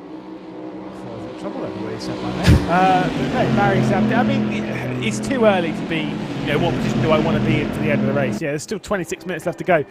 Being at the front means, you know, obviously you're being pushed, and I do actually believe when I looked back at, of course, the incident we saw with Christian Orban in the previous race, it was a bump draft from Burnett behind that then caused that enormous crash. So maybe you don't want to be ahead of anyone. Maybe you want to be at the rear end of the train. Which, guess who's at the rear end of the train? Biden this time, of course, Luca Fiftrick. There is a little bit of that involved, but realistically, just kind of don't think too much about the time. Don't think too much about your position.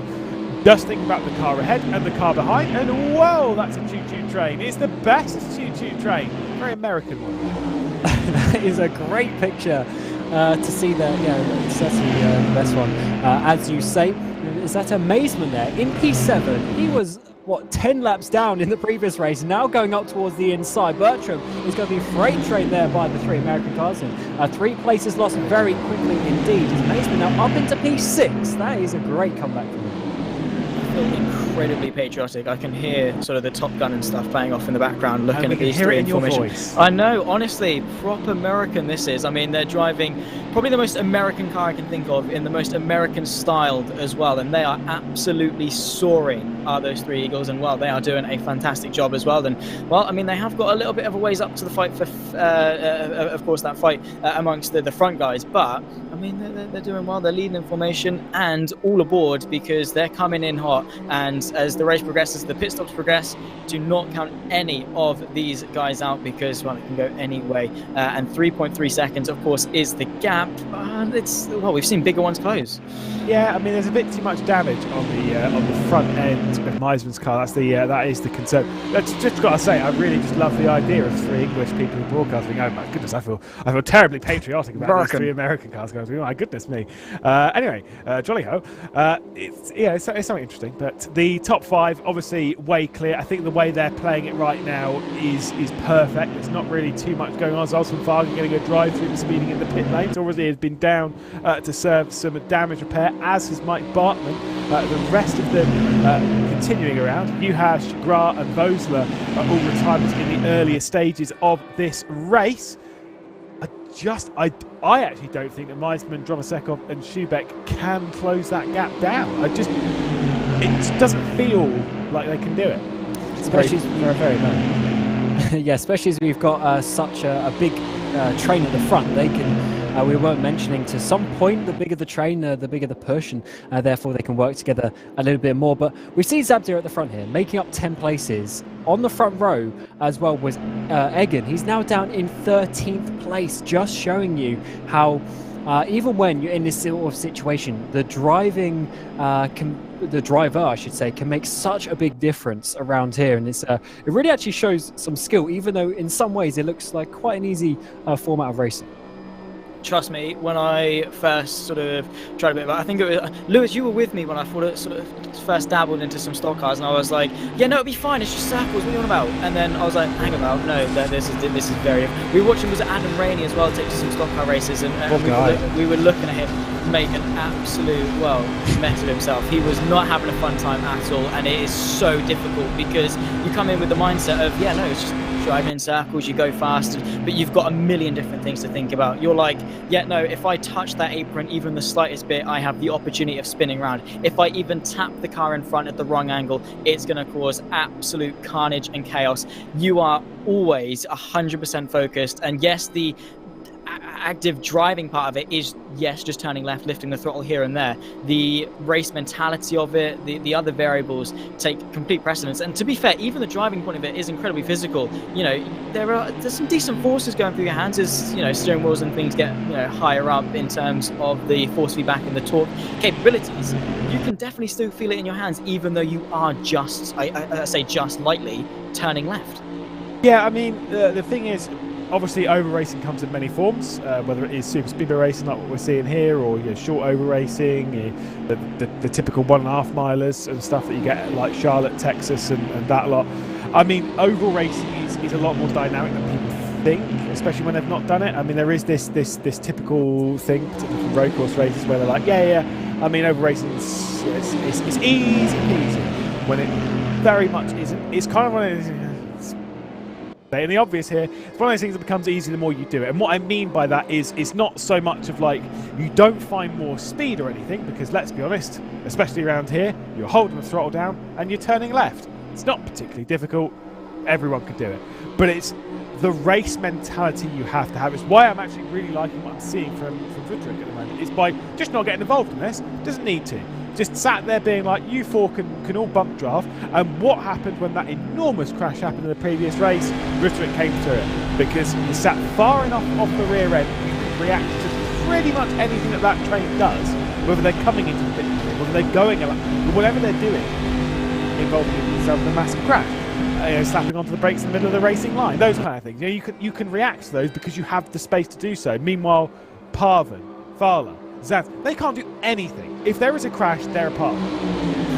Yeah, they certainly are. And not only are they a part of it, sort of without choice, but maybe by choice as well, because they're just so close and they're taking so much risk touching the cars, like we've seen Parvan do. But I don't really know what is the best, because we saw obviously Zabdir get to the front and a little bit earlier maybe than we expected at the previous race, but he took the race victory, and this time around took some risks earlier on and has got to the front again. So maybe that is the way to do it. We'll have to find out. Woodrick can really do something. Sitting on the back is good to a point. At some point though, you have to start working your way forward.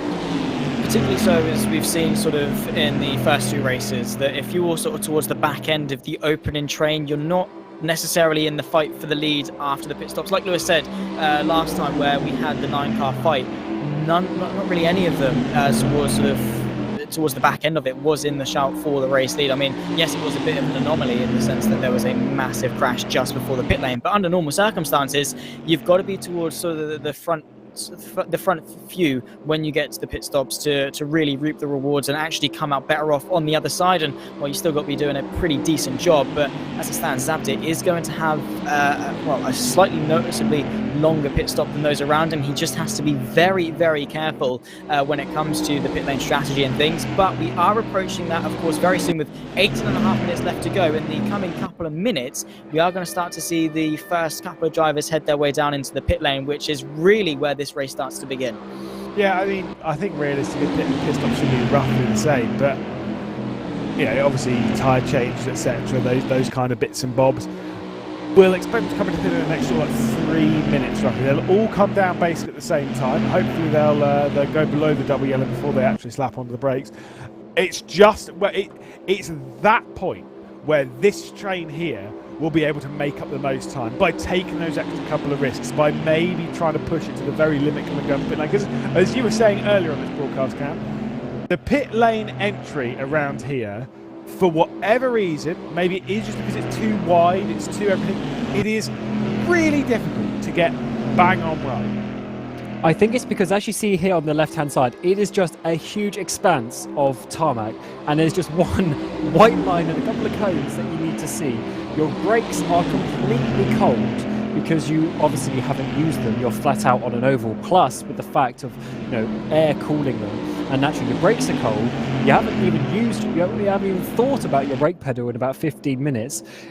All those things added together just makes it so difficult. And as much the fact that what we saw in the previous race, you're coming in with so many people, there's so much going on. It's very hard to focus on that, and that's why it's crucial. And I think it's really just shows you that, because how many people today have got drive-through penalties for speeding? Even one driver got disqualified as well. It's just crazy how difficult it is around here. That must be obviously why people are braking on the racing line then before they come into the pit lane, is to warm their brakes up before they come into the pit lane. It must be. That's the only understandable reason, surely, other than just being an absolute muppet. But beyond that, that's got to be it. Ding, ding. Yeah, 100%. But yeah, no, it is such a difficult pit lane, and it's literally a straight line. And again, at face value, it's not difficult. You just got to brake. But no, as Cam said, there are so many different attributing factors to it that it just makes it that much more difficult. And of course, you're quite overwhelmed by those around you. You don't want to brake too early as to risk being completely smacked into from those in behind. You don't want to brake too late as to risk not only running into the car in front, but also overshooting it and speeding it yourself. You really have to not only trust yourself, but also trust the 3-4 other cars that you're coming into the pit lane with not to mess it up. Yep, and I like I say, I'd need more than one hand to count the amount of times, probably even more than two, the amount of times that I've come into the pit at Daytona and either I've ruined someone else's pit entry or they've ruined mine. Probably more so the first one, but we won't talk about it. It is one of those things. It's very, very easy. Yellow flag came out there just for a split second. I believe Dogs had a couple of issues in that final sector over the end of the last lap. Believe the time they'll come into pit lane won't be this time, but I think it might be the next. They can pit now if they really want to, but again, as we've said before, time and time again, you kind of want to stay involved in the train or in the grouping that you're a part of. The top 5 are, though, being caught by this one. Yeah, they are. It's getting closer. So to the left, the drivers start to come in. And look at that. Okay, I thought that yellow car was going to come in as well. But I think as Fallon is carrying on. And it's this top lot coming in all at the same time. And just look how close they caught up under the braking as well. So it's going to be very close on the pit exit. And as we're saying, Zach, everything seems to change during the pit stop. The order of the drivers is going to be completely different than the exit. So let's find out who's going to be on top.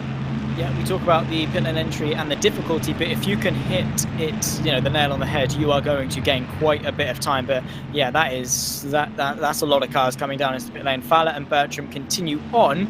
Interesting for the pair of Germans to go on that extra lap. Neither of them are really gaining anything using another car, so well, we'll wait and see as to where they come out. But the majority of the field, if not everyone who's still running, coming into the pit lane, bar a couple, yeah, it's busy. And the big the spark to the rest of this race. The first half, yep, cool, the action, everyone's close together, but this is where it really, really matters. This is make or break for your race.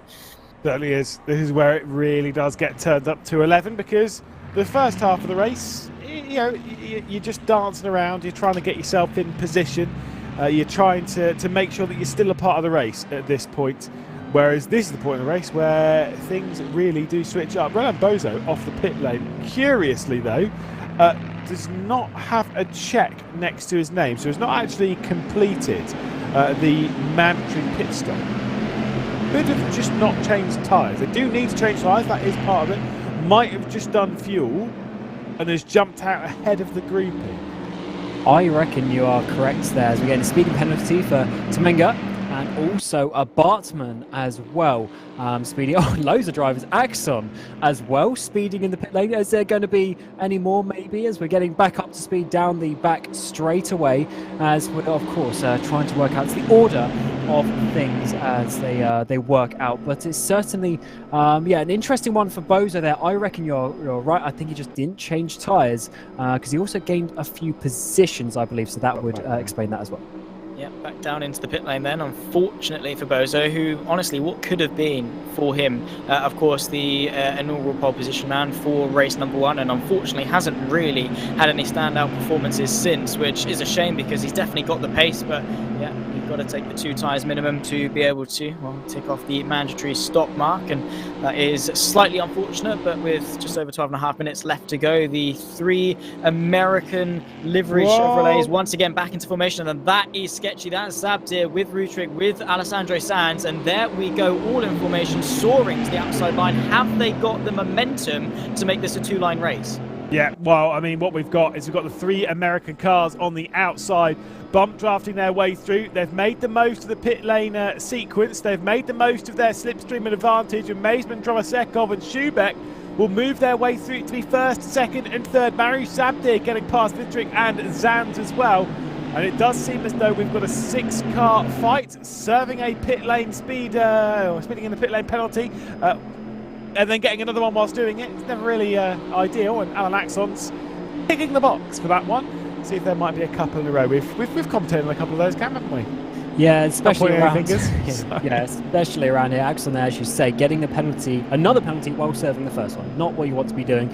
But these top 3, absolutely insane. They were 3 seconds off the lead coming into the pit lane, and now just 2 laps later they are leading the race, just showing you how working together is so important around here and staying in that formation. Zabdir down into 4th, Zanz, your pole sitter, down into 5th, and Vutric, who's been off the back of the pack for the whole of that first stint, once again in 6th places. Parvan has also dropped out of that top battle 3 seconds back.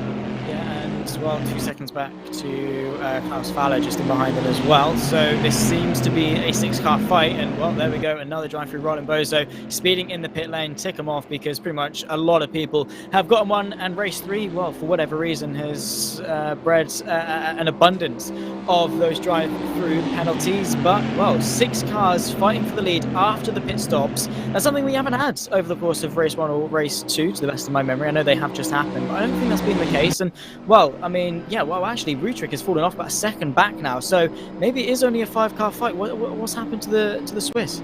Yeah, I'm not sure. He didn't. I mean, we know that he likes to sit a little bit further off the rear end of the train, but yeah, it's still going to have the slipstream, but it's just losing touch that slipstream. The problem is, you might think, well, yeah, but if he loses touch with the slipstream, it's not too bad. It's secured on for a 6th. Incorrect, because I get the thing. You have a group behind, like Burnett and Baggers, who are working together. They will catch you by the end of the race if you lose the slips from that grouping. A 5-car train, it just might be too much. I mean, I don't think there's much more that Vitrick can do. That gap has gone now to a 2nd, and the Swiss is no longer part of this train. Not at all. Cannot close back in. That throttle pedal will be absolutely pinned to the floor, and you can see the gap backwards. We'll be getting those final little wisps of slipstream, and then once that fades, the 2 in 9th and 10th, they are going to freight train. I guarantee. I would be surprised if they didn't get their way up to 6th, if they work together quite well, because all you need is a little bit of bump draft and a little bit of working together, and you can fly past all of this. Especially when it's single cars like that as well, with Vutric and Parvin, where they've got a couple of seconds either side. You can definitely just freight train people, which is a pretty crazy phenomenon that we see around here. But that, again, just shows you how you've got to judge a race. And Vutric there, not judging it to perfection, dropping off a little bit too much, and getting outside of that slipstream. Very difficult position to do so, because you can't come back from it on your own. You need a friend to do so. So we're getting some lap traffic here up across the start-finish line once again. Inside 9 minutes to go now in the final race of the evening, as Mazeman still leading across the line with Drovosekov following behind him. Interestingly, the Mazeman's had that damage up towards the front, but hasn't seemingly slowed down the group at all. Yeah, I mean, it must not be affecting really anything. I mean, when you're going this quickly, even the tiniest of bump would affect your aerodynamic capabilities, but for whatever reason, Mazeman is not phased by it at all and still able to control the front five. But Ilya Drovosekov is going to be looking to potentially pounce. I mean, he missed out last year quite closely to a race win, and while he's looking to maybe amend that now versus the Belgian, but he has got Schubeck, Zabdir, Zans, all of them, really. I mean, when you get to this point and you're so close to the end and you're this close to the front, all five of these people have got an expectation in their mind. They're like, yeah, I could be the one to win this, but only one of them can do it. Yeah, I mean, like you say, we've kind of been a little bit wrong about when they need to be leading and whatnot, because I almost get the feeling if you're leading over the stripe, if you lead into the white flag, unless you make a mistake, all you have to do is hover around that yellow line, and no one can really pass you unless they work together. And so, with that in mind, kind of, if you have the opportunity to make the move now, make the move now whilst you have time to try and take over the race lead. Although that said, Mazeman, Drovosekov and Schubeck, they've worked so well throughout the opening 22.5 minutes of this race that I get the feeling that for Zabdir and for Zans, unless they get incredibly fortuitous, I don't think that those two will be able to take a victory here, because these three are just a little too strong working together. Yeah, 2 is never going to beat 3, I would say, if the 3 work together correctly. They have done so far for the last really 15 minutes or so. They've been in this formation, and Schubeck is holding on well there at the back. You can see there he's actually just lifting off a little bit. You saw the gap just open up a little bit. Now is starting to close up once again towards the end of the back straightaway. So he's definitely controlling that gap, whereas you see Drovosekov, he is just pushing Mazeman the whole way. Absolutely flat out, I'd assume, on the back of that car. So definitely they're working together nicely, but they just need to work out, I should say, where is the best formation to defend from this. Zabdir is known to work his way to the front, so there's definitely still a lot of unknowns as we come towards the final few laps of this race. Yeah, nothing is set in stone pretty much until you cross the checker flag. That is literally the only time any one of these guys can feel even the smidge of security. I mean, Mazeman, Drovosekov, Schubeck, Zabdir, Zans, all of them can win. Just in behind that though, Daniel Parvin able to get ahead of Vutric. Now they've joined sort of a duo. I don't think they're going to be able to close the gap as much as we'd like to see it. Maybe Vutric could make it 2 wins over the night, but I don't think that is going to be the case. Whatever that small mistake was that saw him drop off the back of the 5 in front of him has really tarnished the rest of his race. And well, just under 6 minutes left to go, and Mazeman, Drovosekov and Schubeck, well, as we say, the formation flies out in front, and as it stands, no one seems to be phasing them, whether that's a conscious choice or just the fact that they can't really do it, because as soon as you pull out to the right hand side, as soon as you pull offline, you can't make any advancements whatsoever. It's going to take a loss of momentum from the car in front or the driver behind to actually say, you know what, yeah, I'm going to work with you, which 9 times out of 10 isn't going to happen. There's been issues for Baggis and Burnett as they've dropped back outside the top 10, which means that I think now that Parvin and Vutric are close and seemingly working together, the battle should be between them for 6th and 7th. I don't suspect they'll fall too much further back. Klaus Fuller being the one in 8th. Roadless to be Bertram and Kunze, all pretty close. 9th, 10th and 11th, but they do have an enormous 10-second margin to close, not down to Fuller, and then an extra couple of seconds to get Vutric and Parvin. So I would suspect with only 4 minutes and 40 seconds left to go in the race that those should be fairly secured in their positions. I've got to say, Mariusz Zabdir a little bit further off the rear end of the train, almost going into that region that we were seeing Vutric dropping into when he was unable to keep up with the train.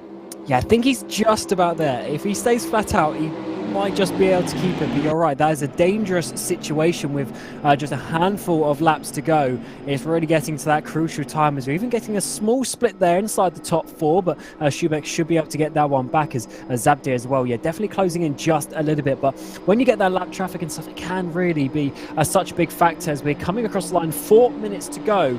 So I believe that's about 5 laps we are going to get. It's going to be, yeah, just a very interesting one because they know this is the final race of the evening. They want to get that final race win for the bragging rights, especially that come with it.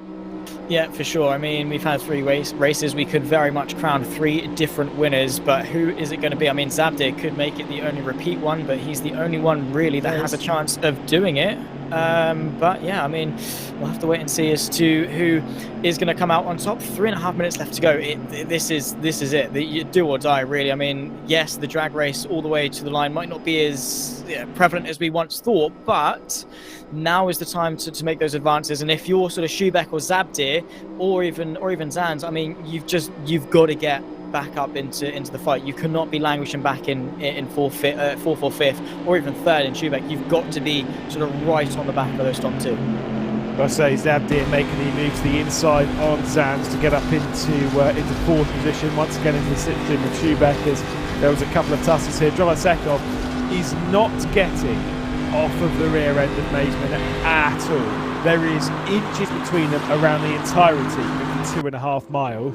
You've got to say they are pushing to the very, very limit, where it's almost potentially pushing their luck.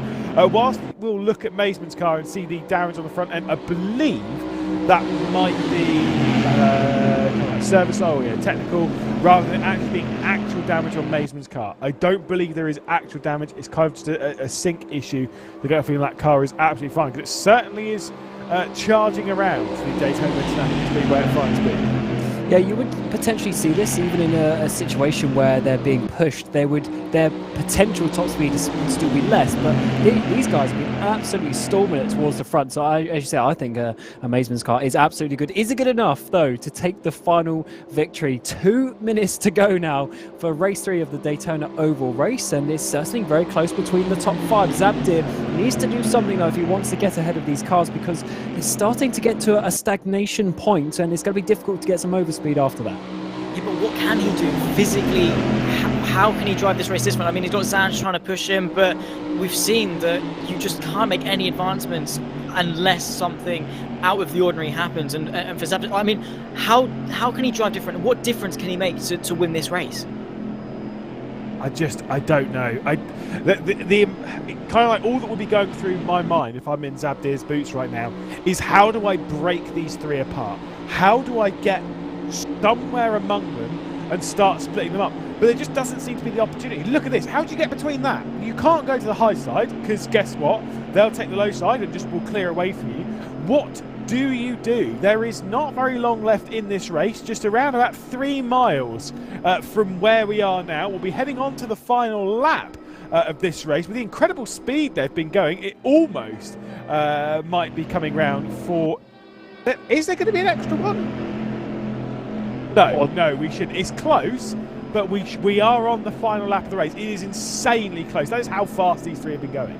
Yeah, that was very close. That was within seconds, actually, to have an extra lap. But we are seeing the top 3 start to break away as we come down this back straightaway. We've seen this for so long. Those 3 blue and red cars have been just leading the way all this 3rd race of the evening. Zabdir did so well to do at the front, but what can he do as we come into the final couple of corners? Well, this is do or die, the final opportunity, dancing, diving, wherever you can find the way through. We've had 3 races, and it might go the way of Birgit Maisman, who's going to take victory potentially. A drag race to the line, the final opportunity for anyone in behind, but the flying triplet of Maisman, Drovasekov and Schubeck are going to round the podium. The final run to the line for the Daytona Oval Race event, and it goes the way of Birgit Maisman. What a sensational victory for him, and what a sensational drive to the podium for Ilya Drovasekov and Schubeck. Just a bit of a fight in behind as Vutric is able to snatch 6th ahead of Klaus Feller and Bertram a few seconds back in that fight for 8th. zapped it, no advancements through, not even able to get himself onto the podium. And well, that formation was absolutely rock solid. Yeah, just like I say, I mean, I've had it before when racing at like Talladega and such elsewhere. So we'll see Christian Orban and Ian Egan having a little bit of a drag race towards the line, as we can see the results, Zach. Well, as we say, Berger Maisman was absolutely on fire. The Ballast Esports driver able to take victory, and it was incredibly close. Ilya Drovisekov and Schubeck 2 and 3 to complete the podium. Then comes Mariusz Zabdir and Alessandro Sanz, the pole sitter, to round off the top 5. Vutric only 6th, but definitely one of the most consistent drivers on the field today. Klaus Fuller and Bertram 7th and 8th, just in behind with Rokas De and Kunze, your top 10. We'll see the results funnel their way around as we look towards the rest of the field. But race 3 was definitely one to behold, the closest front fight of the 3 races. We had 5 cars in of a shot of potentially winning that race, even after the pit stops. And to be fair, race 3, race 2, race 1, it doesn't matter which one you pick, you had a good time watching it. Yeah, certainly so. And a spooky thing, of course, the top 3 all being Ballast Esports drivers, so they're all working very, very well together. But the thing is, when you're in 2nd and 3rd in that train cam, you have to be very selfless. You have to be focused on the team, on your teammates, on getting across the result. And whilst we're only in this for a little bit of fun, they certainly had it by finishing 1st, 2nd and 3rd. It's been a good evening for everyone, hasn't it, Cam? It has. It's been a very enjoyable event, and obviously you and me, Lewis, doing it last year was certainly a good opportunity to do something a bit different, which I absolutely liked. The racing was great, the pit stops were so crucial, and of course we saw people with speeding penalties, which is always pretty hilarious around a track like this as well. So yeah, certainly enjoyed this evening and the racing today. Final thoughts, Zach? Well, thanks for letting me squeeze into the commentary with you guys. I mean, you took over 2022, but I've had so much fun.